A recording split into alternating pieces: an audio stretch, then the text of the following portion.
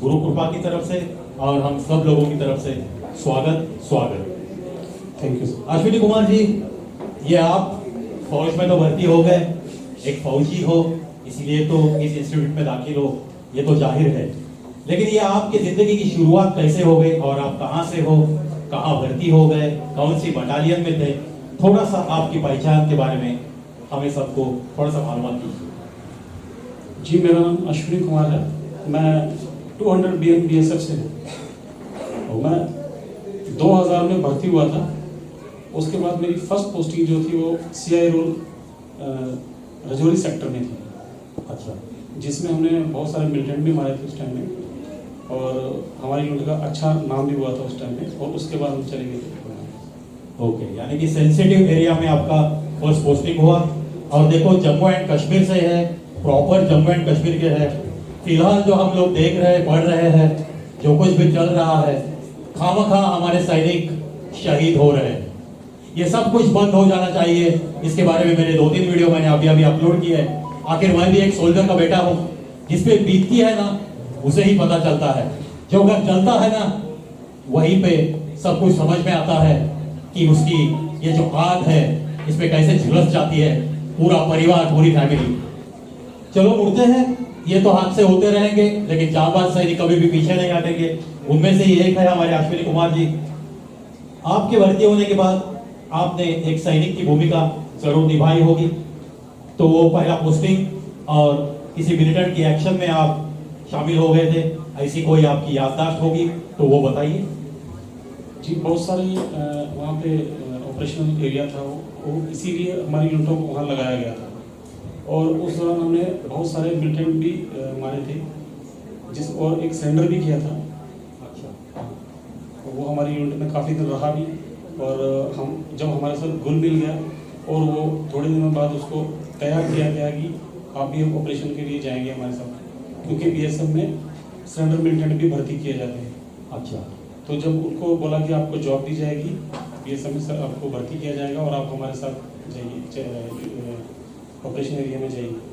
तो उसी टाइम जब हमारे साथ वेपन थे, उनको वेपन दिया था, एक सेट दिया था, फोर्स एम्यूनिशन सब दिया था, और वो रास्ते में जब पहुंचा तो उसी टाइम वो वहाँ से भाग भी गया। ओके, बार बार पेट दर्द हो रहा है, तो वहाँ पे हमने सोचा इसको थोड़ा फ्रेश करने के लिए बोलते हैं, तो उसी टाइम वो निकल भी गया, फिर पुलिस के अंदर में जाके सरेंडर हुआ। ओके, ये फौज की जिंदगी की शुरुआत तो आपकी हो गई, तो हर जगह पे तो आपको अपनी पत्नी को लेकर रहने की अनुमति नहीं होती, कभी कभी आपको अकेले जाना पड़ता है।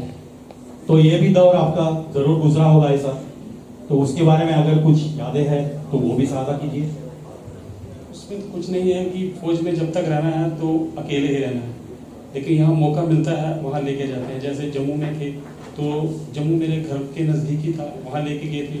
जब नई शादी हुई थी मेरी 2008 में, उस टाइम में मैं इनको टेकनपुर एक जाबाज टीम, मोटरसाइकिल टीम में था मैं। ओके, तो उसमें उधर लेके गया था। प्लस दिल्ली में जो 26 जनवरी की परेड होती है, हाँ, उसमें मोटरसाइकिल टीम का वहाँ तो परेड कराई जाती है। अच्छा, जो कुछ हम लोग टीवी में देखते हैं हाँ, 26 जनवरी को, हाँ जी, उस प्रोसेस में आप थे। क्या बात है, क्या बात है, तालियां दोस्तों। एक फौजी को तैयार करने में अपना ये भारत देश बहुत कुछ खर्च करता है, तब जाके एक सोल्जर में से जो कहते हैं ना कि अष्टपैलू खिलाड़ी, वैसे ही ऑलराउंडर खिलाड़ी तैयार हो जाता है, एक जांबाज सैनिक तैयार हो जाता है। इसीलिए हमारे हिंदुस्तान के उस तिरंगे के लिए भी थोड़ी सी तालियां हो जानी चाहिए। एक हादसा हो गया जब आप हमारे भाभी जी को मायके छोड़कर ऑन ड्यूटी वापस लौट रहे थे, वर्दी में थे आप, तो उस हादसे के बारे में हम जानना चाहेंगे, जिस हादसे ने आपकी जिंदगी को थोड़ा सा एक टर्निंग पॉइंट दे दिया। 2013 में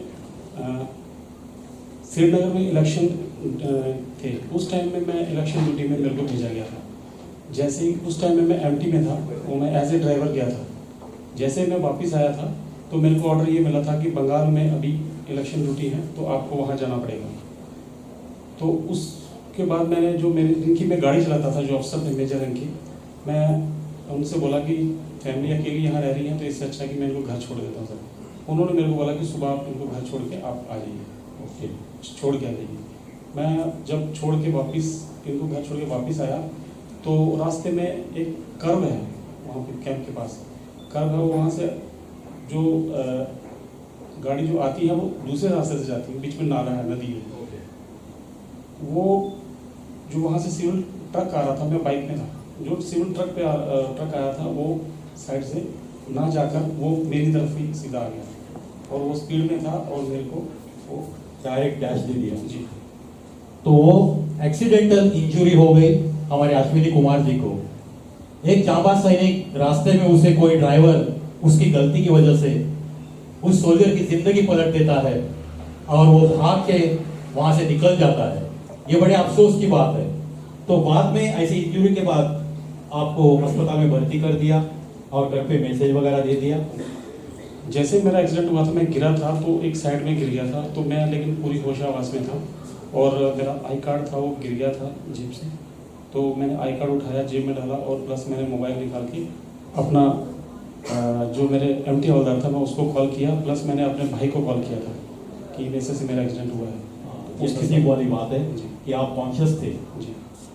उसके बाद मेरे को वहाँ से जो नज़दीक में पुलिस स्टेशन था उनकी वैन आई थी और मेरे को उठा के हॉस्पिटल लेके गए।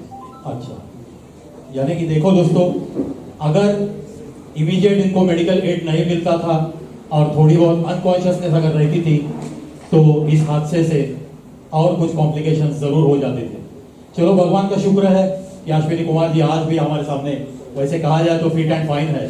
तो किस प्रकार की इंजुरीज से आप एडमिट हो गए? जी, मेरे एक ही लेग में 2 फ्रैक्चर हैं और दोनों जो आर्म की जो दोनों राइट हैंड में दोनों जो बोन्स हैं वो भी फ्रैक्चर है। उसके लिए मैंने 3 ऑपरेशन कराए थे इसके। तो आपका जो ड्यूटी था वो ड्राइवर की ड्यूटी करते थे आप? जी।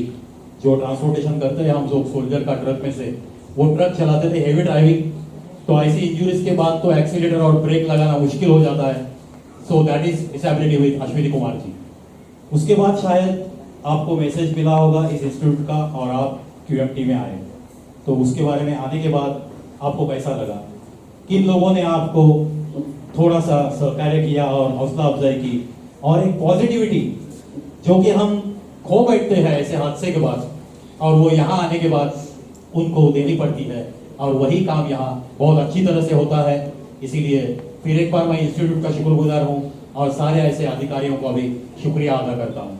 तो उसके बारे में थोड़ा सा यहाँ दाखिल हो गए और आज की जिंदगी। एक्सीडेंट के बाद मुझे एमटी से वहाँ से बोल दिया जाए कि एक जीडी में रहेंगे।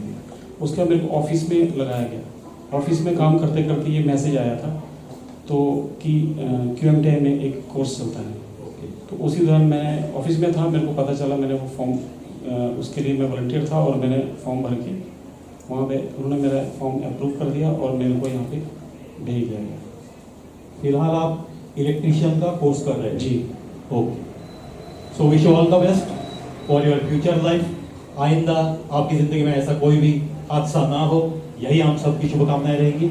सुजाता मैडम जी को मैं हैंड ओवर करता हूँ। हमारी अश्विनी कुमार जी की पत्नी जी है, रिस्पेक्टेड भाभी जी, प्लीज़।